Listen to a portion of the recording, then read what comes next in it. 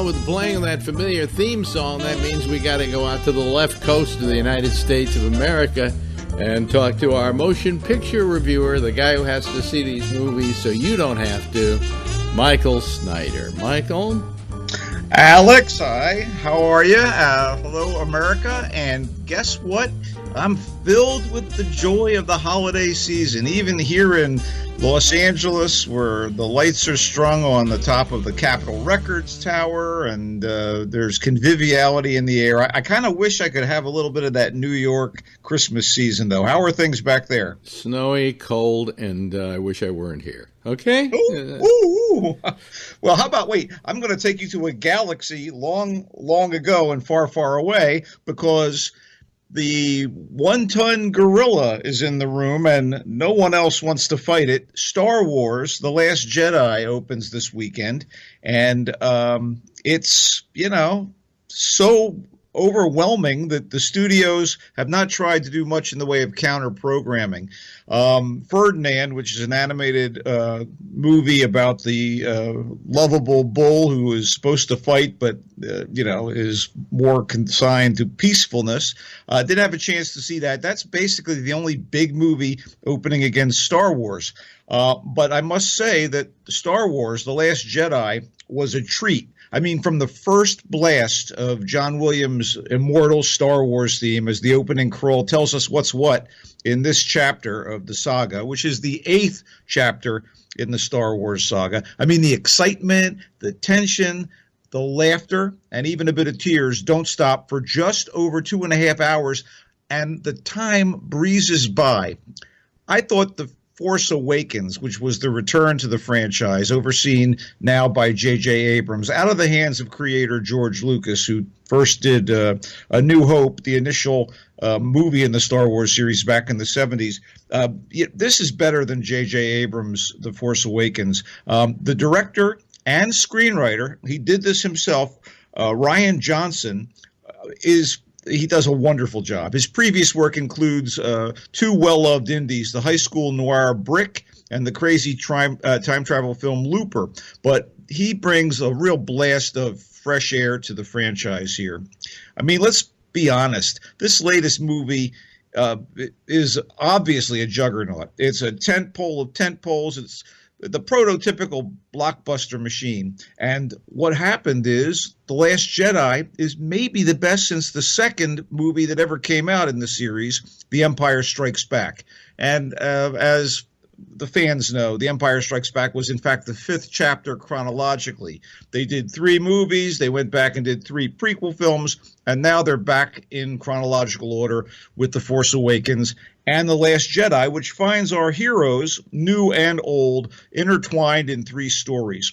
Essentially, Daisy Ridley, a young orphan named Rey. The actress has really found her footing here. She apparently has access to that magical force that enables the spiritual Jedi fighters to triumph over evil or embrace the dark side. Ridley's really good as Rey, and here in this movie, as we were tipped to at the end of the previous film, she's seeking counsel and help against the villainous New Order from the now crotchety and isolated Luke Skywalker. Mark Hamill back in his signature role. And in this case, the aged Luke is on a remote planet that has a tiny little island, which is tidied up by a handful of fussy alien caretakers and is home to flocks of porgs, these little creatures that are kind of like puffins. They're kind of more like tribbles than, say, Ewoks, which were obnoxious Star Wars characters. But Luke doesn't want anything to do with anybody else. He has decided to not train any Jedi. He's miserable. He's wretched. But she says, I need your help. The rebels need your help against this new evil, the New Order. And so, we have that. We have much more Luke than we had in the first film, where he's only in the end of the movie, very briefly. Okay, the other thread is former princess and now General Leia, played by the late Carrie Fisher, is being pursued by the New Order flagship, led by Supreme Leader Snoke, played by Andy Serkis, General Hux, played by Donald Gleason, and the Darth Vader wannabe Kylo Ren. played again by Adam Driver of Girls fame in full emo dudgeon. This is, in fact, the son of Harrison Ford's beloved Han Solo and Princess Leia, and he's gone sour. He's embraced the evil of his grandfather. So you have that going on. Hotshot pilot Poe Dameron, played by Oscar Isaacs, in the middle of this. And finally, we have a situation where stormtrooper turned rebel Finn, played by John Boyega, and a new face, Engineer Rose, played by Kelly Marie Tran, are in search of a code breaker on a casino planet. So you have these three stories, and they begin to dovetail. While The Force Awakens kind of aped the beats of A New Hope in a heavy-handed way, and there are similarities between this movie and The Empire Strikes Back, this is way more fun, way more exciting. There are some visual treats. There are these wonderful, heroic moments. Mark Hamill really does fantastic work as Luke Skywalker, who's been the heart and soul of the story ever since these movies began. It's nice to see him have this great showcase for his acting skills and to see where Luke ends up going. Benicio del Toro plays that aforementioned code breaker. Gwendolyn Christie is back. All the usual suspects. And I have to say, there are wonderful comic moments. General Hux is obviously a buffoon. Kylo Ren, more fearsome in this movie than he was in the first film. And the effects are terrific, and your heart will break. Carrie Fisher does tremendous work in this as well. And what happens to her is memorable and will resonate for the fans and for people that are just kind of getting on board with this. I thought that this was a lot of fun, worth every penny you pay to get in. And again, not a boring moment. Some slow things, but character moments carry the slow moments, and I just highly enjoy. I really enjoyed the hell out of this film. Your review goes counter to what I've read. I really enjoyed the hell out of it. Well, because the reviews that they've been giving, they've been saying it's about a B in a rating, and it's too long. They say it's just overly long. It's like over an hour and a half, 2.5 hours. It is. I said, yeah, but I'm telling you, and they said that it just didn't have the plot points or anything like that the other films have had. But that's the reviews, not yours. Well, I'm telling you that I found it really exciting and enjoyable, and I also thought, it's not as good as The Empire Strikes Back, but it's been my favorite film in the series since then. Given your review and given all the other reviews, I would tell people caveat emptor.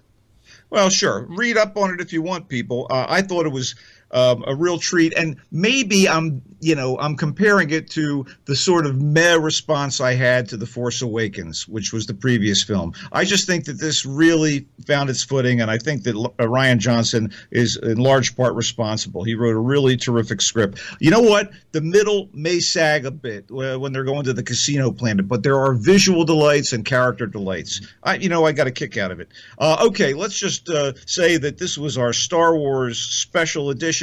Sci-fi oriented, because the only other film I'm going to mention is Beyond Skyline, which is a sort of sequel to the OK 2010 B-movie alien invasion flick Skyline.